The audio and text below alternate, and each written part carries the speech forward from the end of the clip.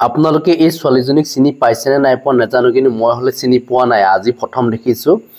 এওঁ ছিংগাপুৰলৈ গৈছিলে হয়তো, মানে জুবিন গাৰ্গৰ টীমৰ সৈতে গৈছিলে হয় নেকি, তাৰ ঠিক নাই। তেখেতৰ মন্তব্যৰ পৰা কিছু কথা আমি গম পাইছোঁ, কিন্তু তেখেতৰ মতে মানে অনুষ্ঠানটো হ'ব লাগিছিলে, এনেকুৱা এটা কথা বুজাইছে তেখেতৰ কথাখিনিৰ পৰা।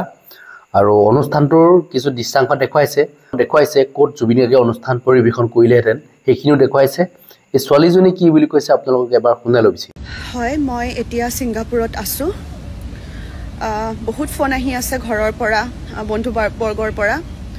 কেইটামান ৰিচিভ কৰিব পাৰিছোঁ, কিছুমান পৰা নাই। সেইকাৰণে ভাবিছোঁ ভিডিঅ' এটা বনাই দিওঁ। আপলোড কৰোঁ নে নকৰোঁ নাজানো। একদম সকলো স্তব্ধ হৈ গৈছে, মানে যিহেতু আমি জুবিন দা আৰু আমি একেলগে অহা নিচিনাই হৈছে। একেটা ইভেণ্টৰ কাৰণে আহিছোঁ। তেওঁৰ অহাকালি প্ৰগ্ৰাম আছিলে, আমাৰ আজিৰ পৰাই মিটিং আছিলে। আমিতো গোটেই টিম কপি আছে, দুখত সকলো ভাঙি পৰিছে।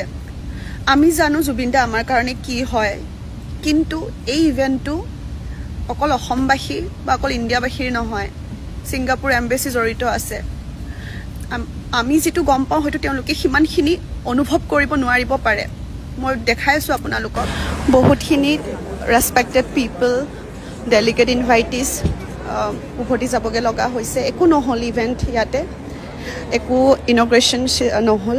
তাৰ উপৰিও ইয়াতে আমাৰ B2B মিট বা যিখিনি বিজনেছ ছেগমেণ্ট আছিল, পাৰ্চন টু পাৰ্চন, চব স্তব্ধ হৈ ৰ'ল, একো কৰিব নোৱাৰিলোঁ।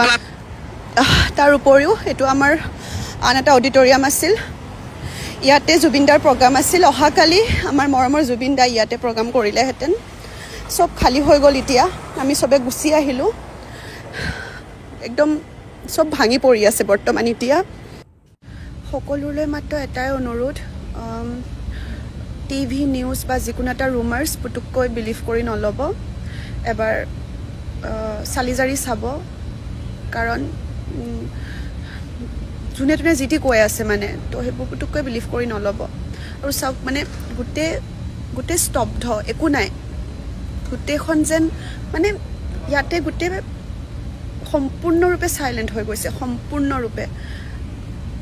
যিমানবোৰ ডেলিগেটছ আহিছিল চব গুচি গ'ল। এণ্ড তেওঁলোকে বুজিব পৰা নাই একচুৱেলি কি হৈ আছে, but they are like Yes, something is happening ৰং।